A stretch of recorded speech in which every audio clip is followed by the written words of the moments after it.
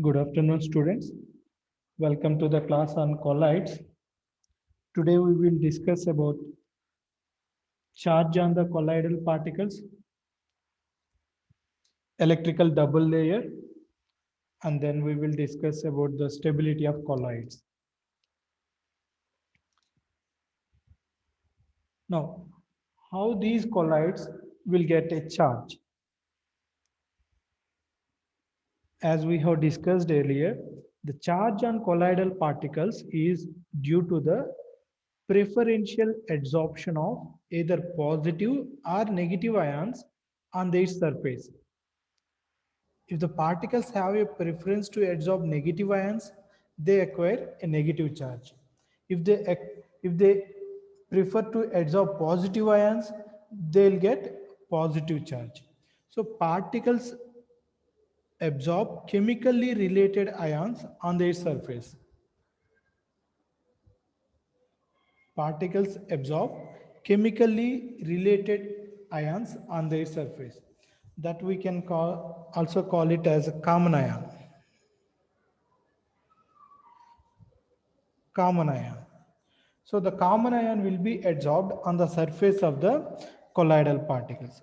Now we will look at some examples how colloids will get a charge. For example, ferric hydroxide. Ferric hydroxide sol is prepared. Please take the notes along with me. Prepared by hydrolysis of FeCl3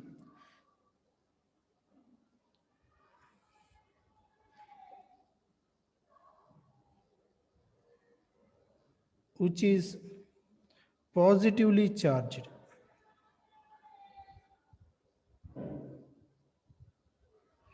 Why this FeOH thrice is positively charged?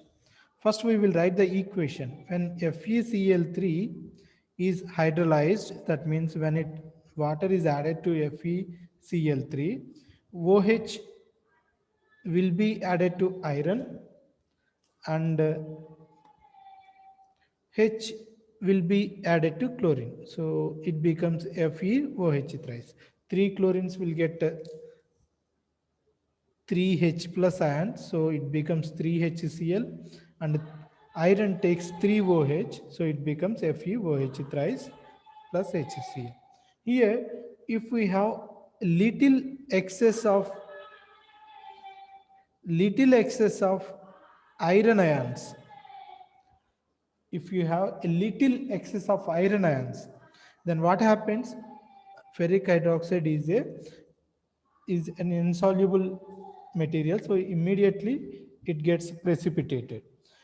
If we have little excess of FeCl3, then what happens? These ferric hydroxide molecule, it has a common ion of Fe3 plus. It has a common ion Fe3 plus, which is in excess in the solution. Then what happens? This Fe3 plus will be preferentially adsorbed on the surface of the FeOH thrice. This Fe3 plus will be adsorbed preferentially on the surface of FeOH thrice. Why? Here Fe and Fe both are common. So that's what common ion. So Fe3 plus will be adsorbed. Hence FeOH thrice will get a positive charge. So these are what are called potential determining ions. Potential determining ions. The charge on colloidal particles is not due to the either positive or negative ions present in the colloidal particle. It is due to the ions adsorbed on the surface of the colloidal particle. If they adsorb plus ions, they will get positive charge. If they adsorb negative ions, they will get negative charge. Now, which type of ions will be adsorbed? It is the common ion, either Fe3 plus can be adsorbed or OH minus can be adsorbed. So whatever excess in the solution, that will be preferentially adsorbed on the surface. So this is the reason why mostly colloidal particles will have charge.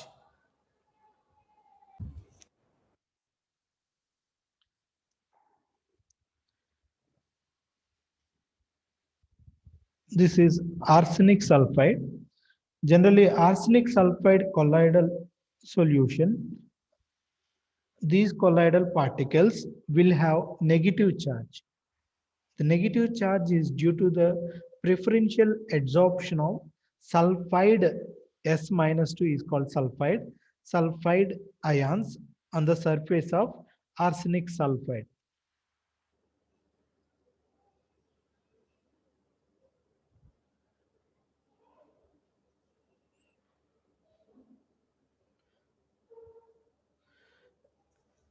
Why they adsorb sulfide ions? We have arsenic ion and sulfide ions. Which one is excess? That will be adsorbed. For example, sulfide ion is excess in this case, so sulfide ion is adsorbed preferentially on the surface of arsenic sulfide, hence it is getting negative charge. If a freshly prepared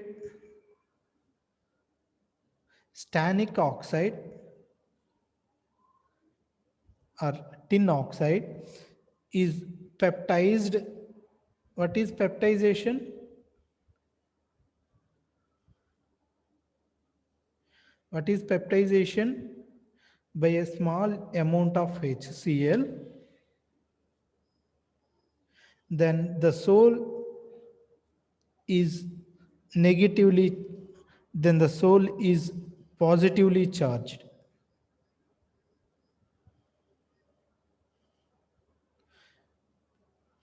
What we are doing? Stannic oxide, we are adding excess of HCl, little excess of HCl, then it is getting positive charge. Why? In HCl, we do not have uh, any common ion. H plus ion is not there, chloride ion is not there, but still these colloidal particles will get positive charge. Why? In presence of HCl, tin oxide reacts with HCl and it becomes tin chloride, tin tetrachloride. Tin tetrachloride is more stable. Tin tetrachloride is more stable. If you want to balance the equation, we need to add 4HCl and here it is 2 water molecules. Now this tin tetrachloride, it is a salt. Generally when tin tetrachloride is dissolved in water, immediately it will break into tin ions and chloride ions. Now when we add HCl to the tin oxide, what is happening? Tin ions are produced. So what is the common ion? Tin ions. Hence, tin ions will be preferentially adsorbed on the surface of tin oxide. So it gets a positive charge. It gets positive charge. Now, the same tin oxide, if it is peptized using sodium hydroxide,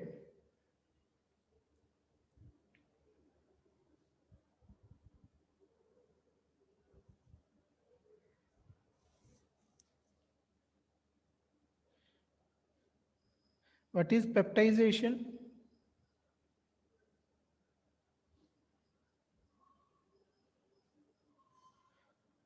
If the tin oxide precipitate is peptized using sodium hydroxide, then the soul is negatively charged.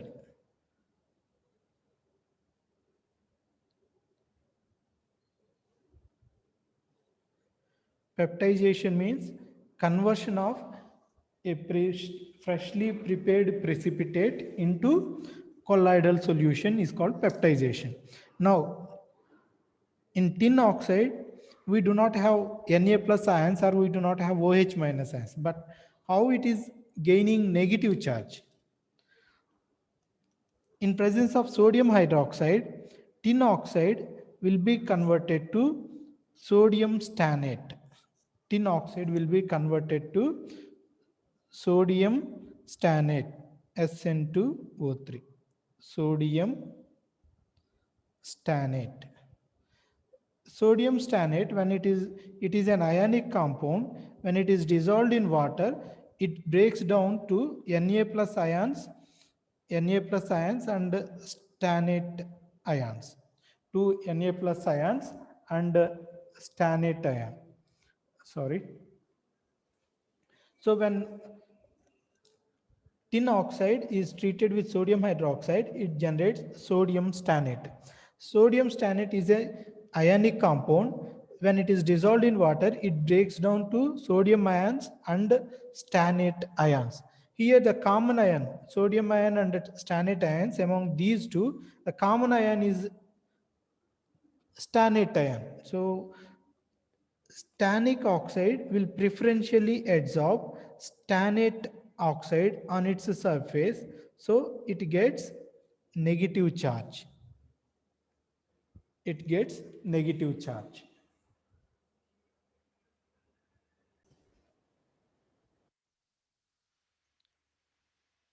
If a dilute solution of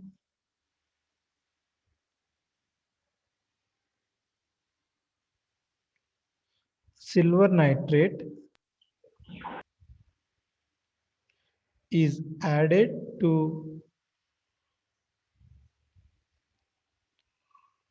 a slight excess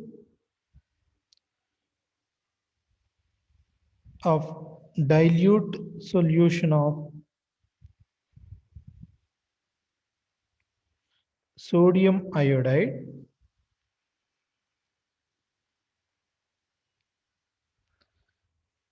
a negatively charged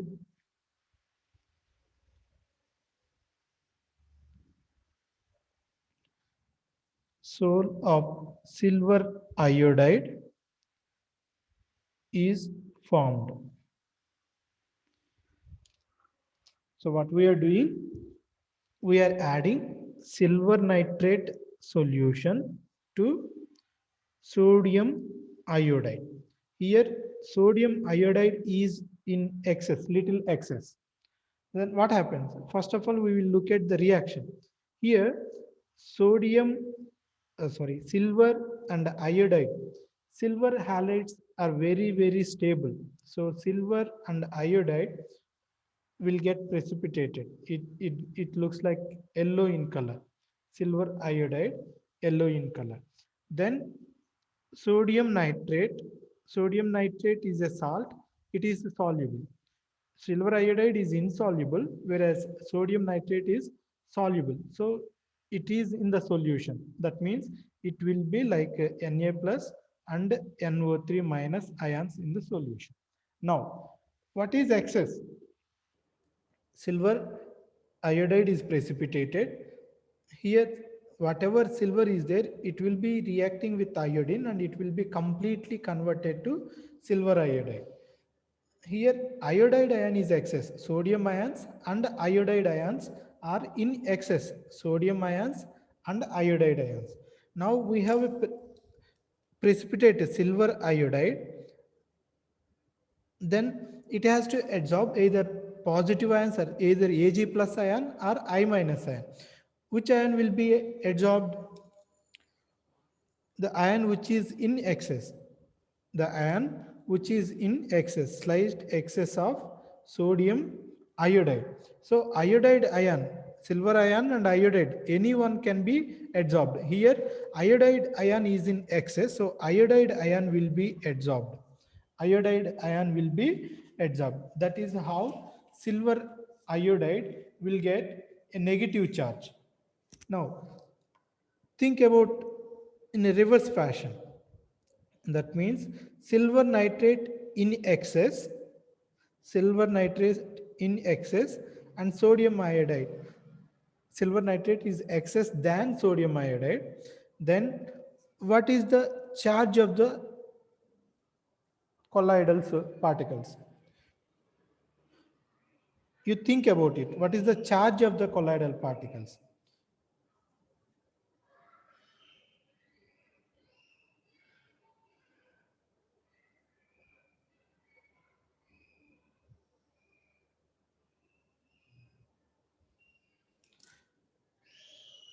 What is the charge of the colloidal solution? Here we are getting silver iodide precipitate. Then silver ions or iodide ions can be adsorbed. What is the excess? Silver ions are in excess. So Ag plus will be adsorbing on the surface of silver iodide. So it will get positive charge. In this case, it will get positive charge. Now think about a situation where when we add equal amounts of silver nitrate and sodium iodide, equal amounts of silver nitrate and sodium iodide, then what is the charge of the colloidal particles? What is the charge of the colloidal particles?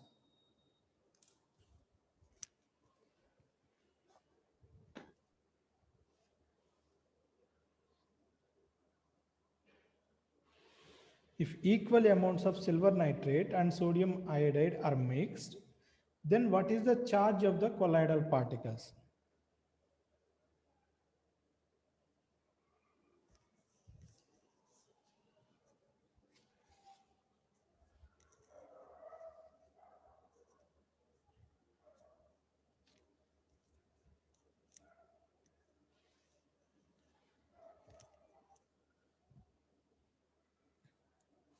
The charge is zero, right?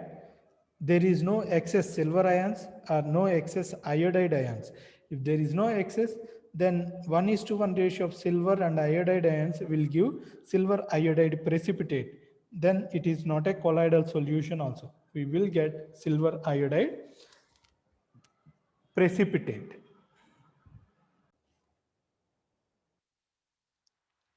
Now we will discuss about electrical double layer.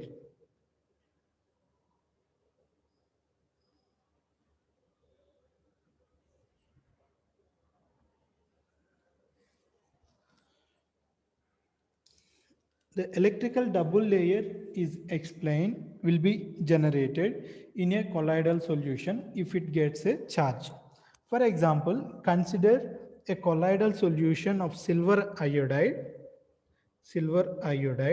which adsorbs preferentially iodide ions. That means on the surface of the colloidal particles, we have iodide ions. I'm not representing it, I'm representing it in a straight line fashion. Now these ions are called potential determining ions. Potential determining ions. Why? Because they are the ions which are adsorbed on the surface of the colloidal particle, and these adsorbed ions will give the charge to the colloidal particles. So that is why the ions preferentially adsorbed on the surface of a colloidal particle are called as potential determining ions. Now immediately next to these ions we must have opposite ions, right? So immediately next to this potential determining ions, we will have opposite ions. What are opposite ions? In the solution, we have sodium ions. Right. So immediately to potential determining ions, we will have a layer of opposite ions, which is also called as counter ions. The number of counter ions may not exactly equal to potential determining ions. Here I have written eight iodide ions, whereas sodium ions are just 7 only. So these two may not be equal. So this layer is called as Stern layer. This is called as Stern layer. So Stern layer contains counter ions. Stern layer contains counter ions to adsorbed ions. This plane, it is called this plane, the plane that means which separates adsorbed ions and the counter ions is called plane of shear. Plane of shear. Now, up to this, it is a layer. These are the ions adsorbed on the colloidal particles. Then we have Stern layer, where Stern layer contains a counter ions. Stern layer contains counter ions. Then immediately next to Stern layer, we will have Gave-Chapman layer. How a Gave-Chapman layer is arranged? A Gave-Chapman layer is arranged in order to maintain overall electrical neutrality. Overall electrical neutrality. That means the number of positive ions and the negative ions must be equal. Must be equal. For example, see here we have 1, 2, 3, 4, 5, 6, 7 sodium ions. Then here also we may have some more. For example, take 3 sodium ions. Then in order to maintain the electrical neutrality, we must have 10 counter ions, that is nitrate ions. How many must be there? 7 plus 3, 10. There are 10 positive charges. So in this layer, we must have 10 negative ions. Then only the overall charge will be neutral. So these are distributed, the nitrate ions are distributed throughout the solution in such a way that the number of negative ions will be exactly equal to the number of positive ions. So this layer, this second layer is called as Gave-Chapman layer. This second layer is called as Gave-Chapman layer.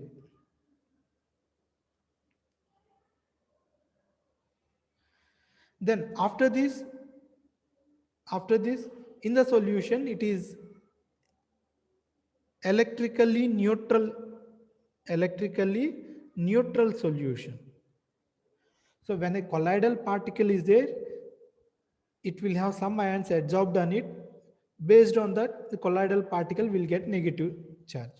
Now immediately next to negative charge, we will have positive charge, which is called Stern layer. Then immediately Stern layer, we will have an electrical neutral layer which maintains electrical neutrality. That means it will have equal number of positive ions and negative ions. This layer is called Gave-Chapman layer. After Gave-Chapman layer, then the solution is completely neutral. That means in this layer, the number of positive ions and the number of negative ions are exactly equal. Now the potential difference between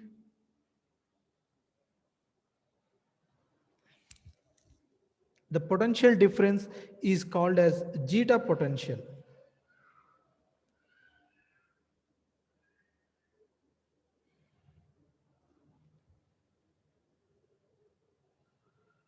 It is denoted by Xi.